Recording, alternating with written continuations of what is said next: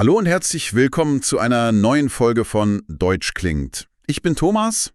Und ich bin Sarah. Schön, dass ihr wieder dabei seid. Wir sprechen heute über ein Thema, das uns alle mal betrifft. Es geht um diese Momente im Leben, in denen man nicht weiter weiß.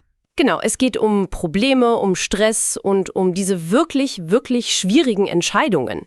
Und wir wollen euch heute das Vokabular und die Redewendungen an die Hand geben, damit ihr über solche Situationen auf Deutsch sprechen könnt. Also, wie laufen wir heute da durch? Wir haben einen Plan. Zuerst hören wir uns ein kurzes Gespräch an zwischen zwei Freunden, Emma und Jonas. Und in diesem Dialog findet ihr ganz authentische, alltägliche deutsche Ausdrücke.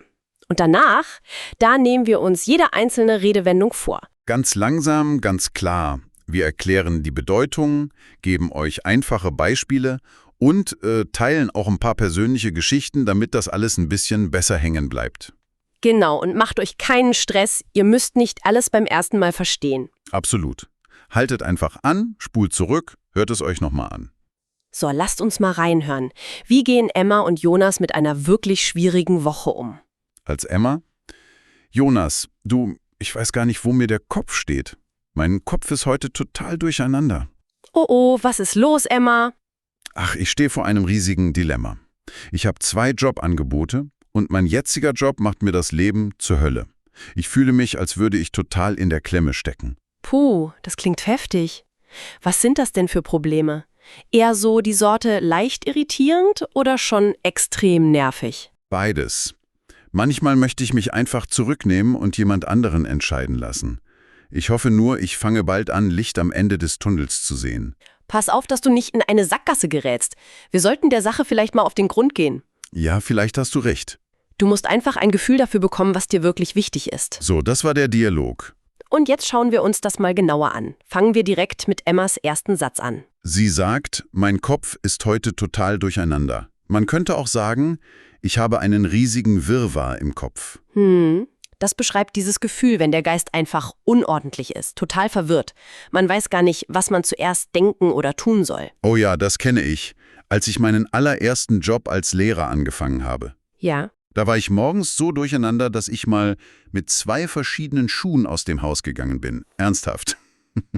Nein, das ist dir nicht wirklich passiert. Doch. Ich hab's erst in der Schule gemerkt. Das war peinlich. Aber eben auch ein klares Zeichen für total durcheinander. Verstehe. Bei mir war das, als ich für mein Studium in eine neue Stadt gezogen bin. Die ersten Wochen war ich so durcheinander, ich habe mich sogar im Supermarkt verlaufen. Das zeigt ja auch, es ist eine total menschliche und verständliche Art, Überforderung zu beschreiben. Absolut. Kommen wir zum nächsten Punkt. Emma sagt, ich stehe vor einem riesigen Dilemma. Ja, das Wort Dilemma. Das ist ja eine Wahl zwischen 2 schwierigen Optionen. Genau. Und meistens haben beide Optionen irgendwie Vor- und Nachteile. Es ist nicht so einfach. Mein erstes großes Dilemma hatte ich nach der Universität. Und zwar: Ich hatte ein Angebot für einen sehr angesehenen Job in einer großen, aufregenden Stadt. Klingt doch super. Ja, aber die andere Option war ein Job in der Nähe meiner Familie. Weniger aufregend, aber, eben, sicherer und vertrauter. Das ist ein Klassiker. Der Konflikt zwischen Abenteuer und Heimat, sozusagen. Total. Kopf gegen Herz. Und du? Bei mir war es die Entscheidung, für einen Job ins Ausland zu gehen. Einerseits das große Abenteuer, neue Kultur, neue Sprache.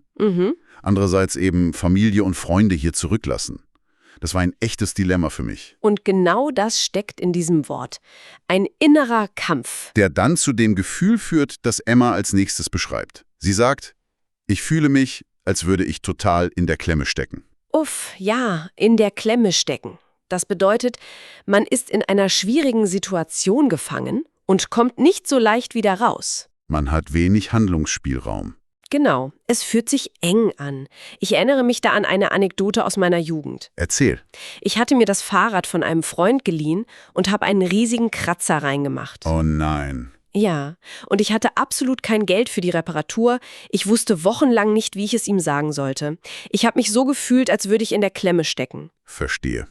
Man fühlt sich unter Druck, gestresst, oft auch allein damit. Genau, und das bringt uns zu Jonas' Frage. Er versucht ja, das Problem ein bisschen einzuordnen. Stimmt. Er unterscheidet zwischen leicht irritierend und extrem nervig. Das ist eine wichtige Abstufung.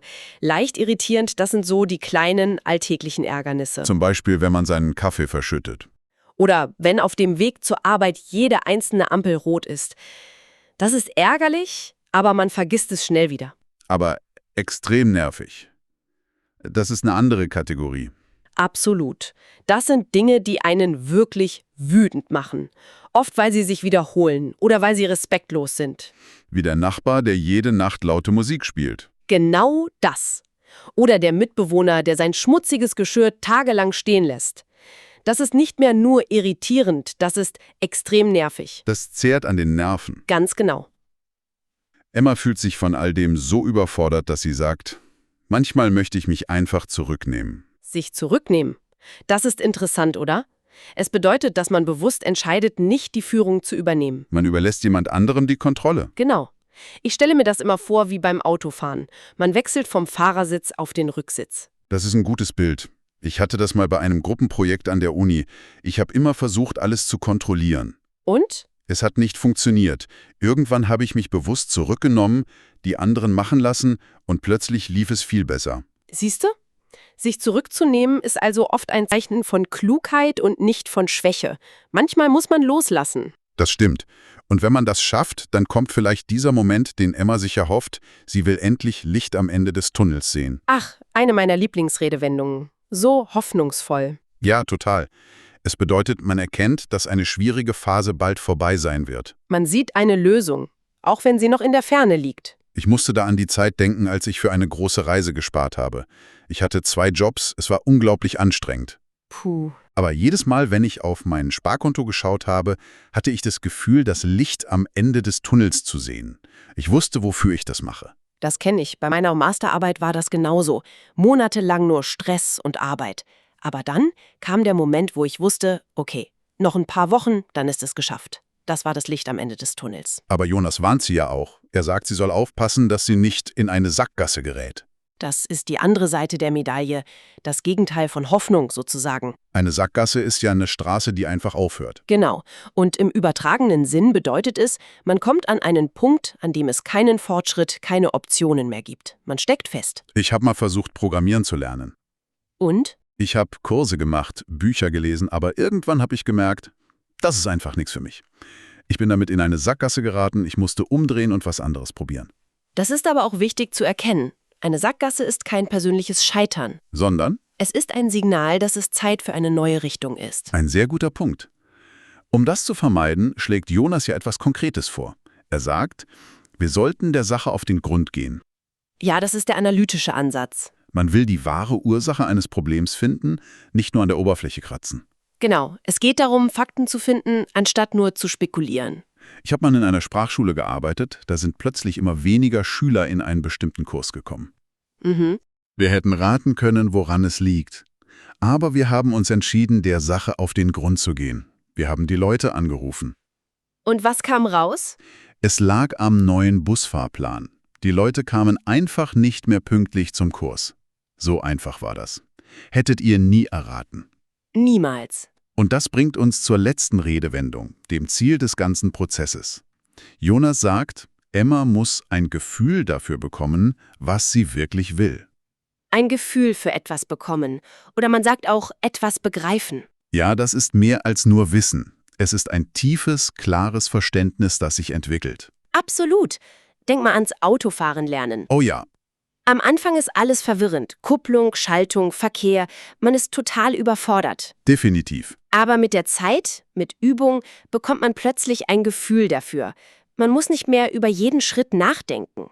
Man begreift es. Gutes Beispiel. Es geht also darum, von dieser anfänglichen Verwirrung zu einer inneren Klarheit zu kommen. Und das braucht Zeit und Geduld. Wow, das war jetzt eine ganze Menge. Wir haben echt viele nützliche Ausdrücke für schwierige Lebenslagen besprochen. Auf jeden Fall. Von total durcheinander sein bis hin zu ein Gefühl für etwas bekommen. Wir hoffen, diese Analyse hat euch gefallen und hilft euch weiter. Vielen Dank, dass ihr eure Zeit mit uns verbracht habt. Und unser Tipp ist, versucht doch mal, die eine oder andere Redewendung in den nächsten Tagen zu benutzen. Genau. Übung macht den Meister.